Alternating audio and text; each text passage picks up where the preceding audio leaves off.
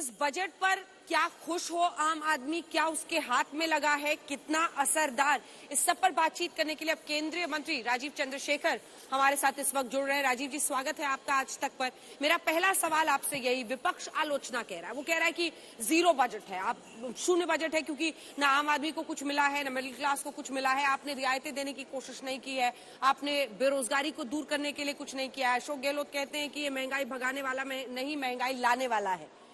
क्या है इस बजट में जिसके जरिए आप इन दलीलों को काउंटर करेंगे, या जिससे जो 9.2 का प्रोजेक्शन है ग्रोथ का, उसको आप सही ठहराएंगे? राजीव जी। अंजना जी, मैं तो इस कांग्रेस जैसे एक्सपर्ट इकोनॉमिस्ट तो हूं नहीं, क्योंकि हम सब जानते हैं उन्होंने कितने अच्छे से इकोनॉमी चलाया था। 2008 जब ग्लोबल फाइनेंशियल क्राइसिस था, 2008 से 2014 तक कांग्रेस ने उनके इकोनॉमिक विजनरी पॉलिसीज, हमारे देश का क्या हाल हुआ था हम सब जानते हैं। तो मैं अशोक गहलोत और पी चिदम्बरम के जैसे इकोनॉमिक विजनरी तो हूं नहीं, लेकिन मैं आपको आपके सामने जरा तथ्य प्रेजेंट करूं। हम निकल रहे हैं 2 साल के इस कोविड महामारी से, जिसका एक बड़ा डीप डिस्ट्रप्टिव इफेक्ट था इकोनॉमी पे, हमारी इकोनॉमी पर भी ही नहीं, दुनिया के सभी देशों की इकोनॉमी पे, ग्लोबल ट्रेड पर।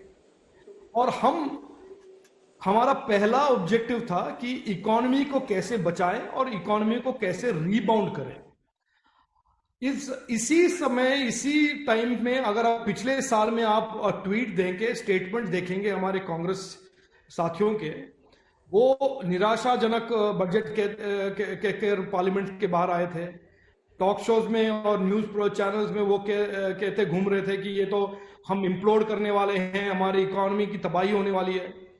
और 1 साल के बाद रिजल्ट्स आपके सामने, देश के सामने हैं। हम दुनिया के सबसे तेजी से रीबाउंडिंग वाले इकोनॉमी हैं। दुनिया के सबसे ज्यादा एफडीआई हमारे देश में आया है, और हम इस प्रोसेस ऑफ रीबाउंड में दुनिया के सभी देशों से आगे हैं। क्या हमने पूरी जर्नी ऑफ रिबाउंड खत्म किया है? नहीं।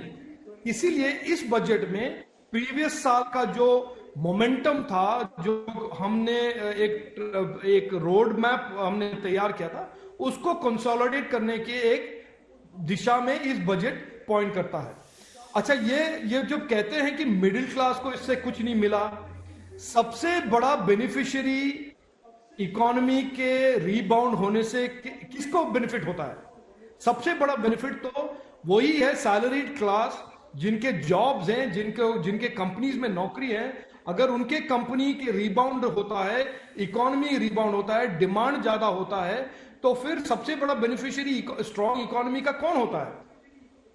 पॉलिटिकल लीडर तो नहीं, लोग होते हैं सबसे बड़ा stakeholder in the success और ग्रोथ ऑफ एन इकोनॉमी। तो मैं मानता हूं ये इनकी निराशा कुछ और कारण के लिए है। उनकी निराशा ये है कि हमने जो कहा है 21 में हमने कर दिखाया है, और हम 22 में जो कह रहे हैं वो भी हम कर दिखाएंगे।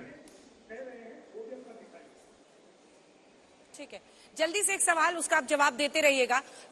क्या जो ये मिडिल क्लास की मायूसी है, उसको मोल लेकर भी आप अर्थव्यवस्था की सेहत पर ध्यान दे रहे हैं? असल लोगों का ये मानना था ना कि आप जीएसटी का इतना बम्पर कलेक्शन कर रहे हैं, वित्त मंत्री ने उसका जिक्र भी किया, धन्यवाद भी किया, 1.40 लाख करोड़ जनवरी में, उससे पहले भी 1 लाख करोड़ के ऊपर लगातार। थोड़ा इनकम टैक्स स्लैब में कहीं पर राहत, एग्जेम्पशन लिमिट को ही बढ़ा देते, कुछ जो डायरेक्ट एक फायदा लोग देखते हैं वो नहीं मिल पाया है, उसमें मायूसी हाथ लगी।